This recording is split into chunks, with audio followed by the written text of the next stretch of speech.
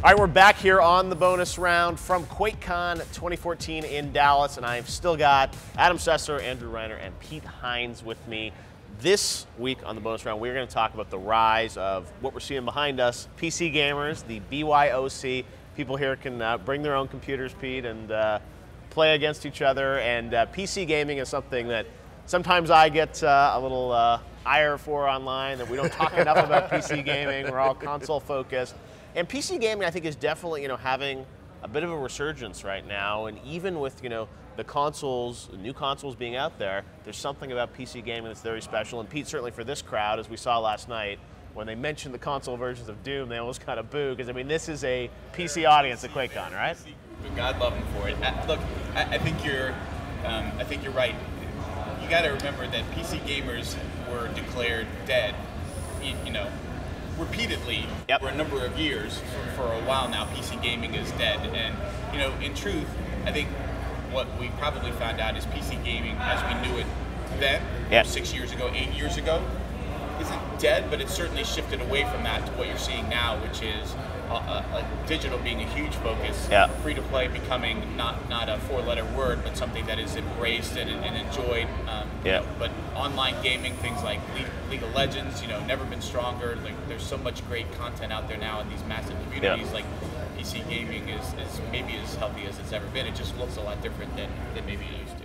Right, and you look at services like Twitch, and you get all these people. I mean, most of that service thing is people on PCs streaming their games. Reiner, I mean, you've been covering the business for decades here. I mean, what do you feel about the PC gaming business right now? I mean, are you still playing games on PC? As Pete pointed out, there's so many options, and you can't even keep up with it anymore. Like every day you go on Steam, and it's like, hey, there's new releases. And, Well, that's because I love the indie community and the early access and the opportunity to play new games. If you want to sort of discover what's new and different, there's no better platform than the PC. So many avenues to go about it, and games like League, bringing that competitive and esports angle.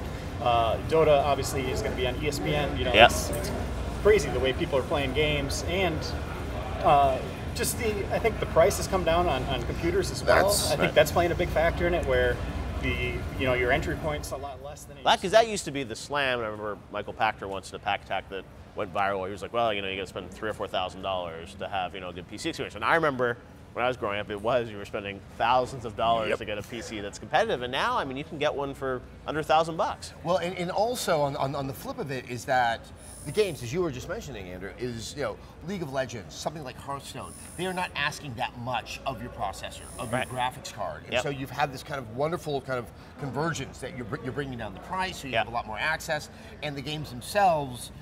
Doom is a beautiful, beautiful game, but that is not just what is kind of feeding that PC gaming community. And I think that's why when you look at Eastern Europe, you look at South America, that is still very PC based. And that's a very large population that consoles, just because of various tariffs or whatever, they don't get in there as easily. That there really is that audience and that population, and that the cost is there, but I think the games and the game variety, it's been this kind of wonderful synergy that I think has caused what's happening the past couple of years. So Pete, with Bethesda, I think most of your games you tend to put out on kind of PC alongside console, The last one we did that wasn't PC. Right, so is there a difference in those audiences, or do you think a lot of Bethesda games work just as well on consoles PC? For the most part, we just view gamers as gamers. Right.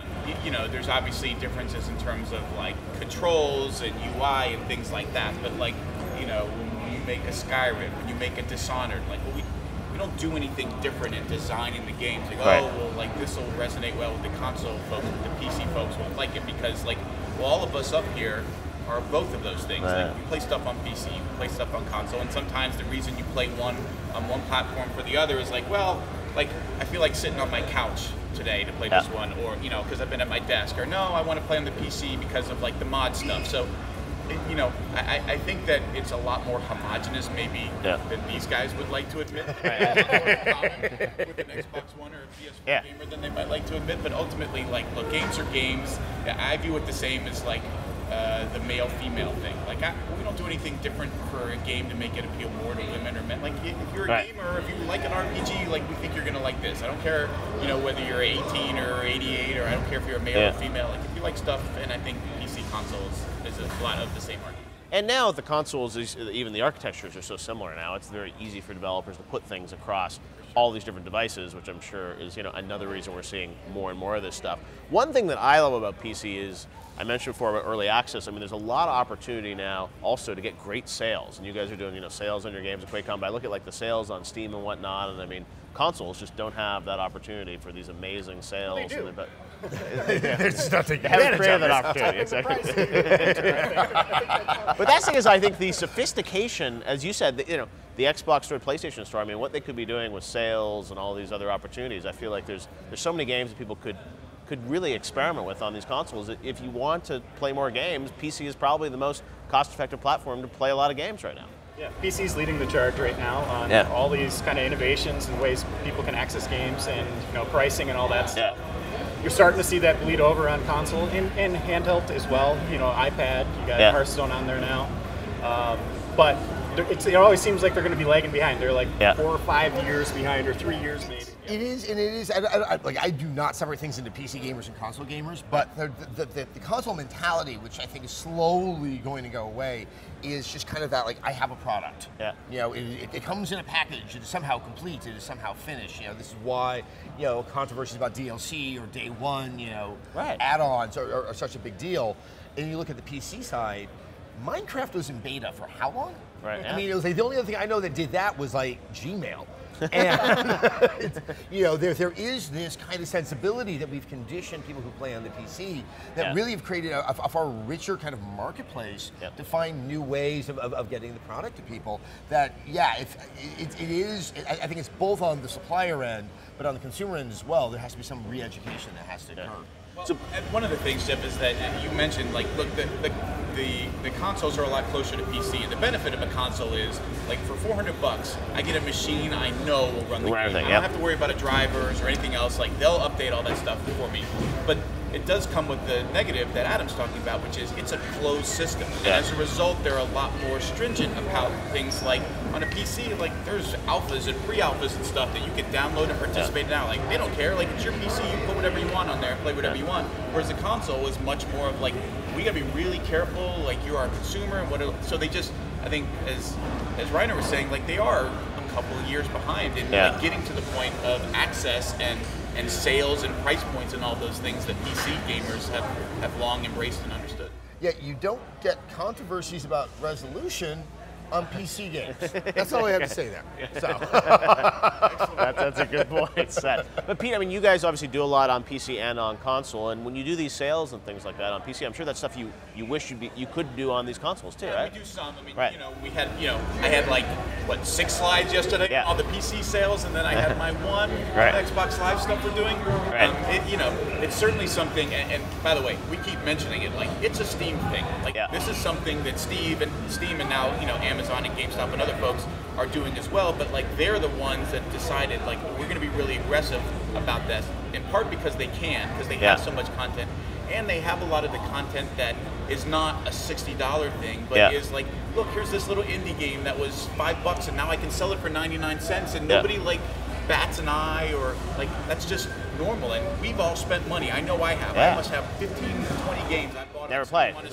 I've never even installed much Let's Play. Like, but I was like, it's too good a deal to pass up. How do I pass that up for 99 cents? Like, the console guys haven't gotten there yet, in part because they don't have all of that content, and I think they're starting to get there. And even Wolf, you guys, I remember the Steam Summer Sale was off like 50% off, a brand new game, and I mean, so you guys are experimenting. But you know what? Like, it's Quakecon, and we like to use this as an opportunity to like, okay, it's been out a few months. Like, what happens if we do this with it and like get it in front of a bunch more people at a lower price and see what happens? But I think also the flip side of that, and where I was, I think, concerned about a couple of years ago, this is primarily what was happening, with Apple, is that when we saw everything going down to 99 cents or everything being free and ad supported, that you now were training the consumer that if you had to pay money, it had to come with like these monumental expectations. Or it's going to drop, right? Yeah. It's like, hey, a game's been out for a month and now it's half price. Last year, you look at the success of a game like Gone Home, which is very particular in the audience it was reaching, but over time, at a $15 price tag, which a lot of people were upset about, it still was able to find that relationship with a large audience. That the pricing model, which I thought could have been the downfall, Yeah. and everyone's going to just kind of like No, I think it's take a great, bath is and a great point. corrective. Even with Wolf this year, it's a guy. The console market. I feel like your game comes out and it's like judged in the first 2 weeks whether it's a success or not. Yeah. Wolf, I feel like, has had this amazing kind of long tail on it, where people are still discovering that game now a couple months later, and it's like they're finding out how great it is. Yep. No, I completely agree. And actually, like, we really expected that to be the case because Right. we felt like we continued to deal with this, like, oh, it's just another shooter mentality. And it's like, you know what? Once it gets out, everybody's going to figure out that it's not, and it's actually going to, like, the interest in it is not going to drop after it comes Right. out. It's actually going to go up because more people are going to be like, holy crap, like, this is actually really good. Like, Yeah. it has a story and characters I care about. Okay, as someone, Andrew, I know all of us can say this. As someone who was in games in 1998 and 1999, I understand what just another shooter means. I do not know where these other shooters are that something is just like it. There really aren't that many out there anymore. That's a great point. and that, it's just, Right, because there's Call of Duty, but it's like that's what it is, and then beyond Yeah. that, you're right. It's like there's not a lot, not a lot of stuff. I'm a guy who played Shogo and Hexen too, just because it was there. I know what just another shooter supposed to be. No, you're right. All those old 3D Realms build games, their Shadow Warrior, all that stuff, and you're right. Now it's like there are not that many shooters that come out. I mean, Bethesda's obviously had a commitment to it, Machine Games and id. There's the military action games, but beyond that, and a BioShock, there's nothing else coming out. And that's just so interesting because I think when you think PC game, that's kind of Think where shooter, your brain's yeah, supposed to go. No, it's Yeah. League of Legends. It's Hearthstone. It's not what we typically thought of Right. as a PC game. And we're just seeing less of the AAA games now, and what you'd consider the B games, Yep. right? There really isn't that space anymore. So I think you're seeing that market kind of dry up just because there's less games like it, right? More shooters from Bethesda, though, it sounds like, right? Good ones, too. All right, more shooters on the way, and we've got more bonus round after this.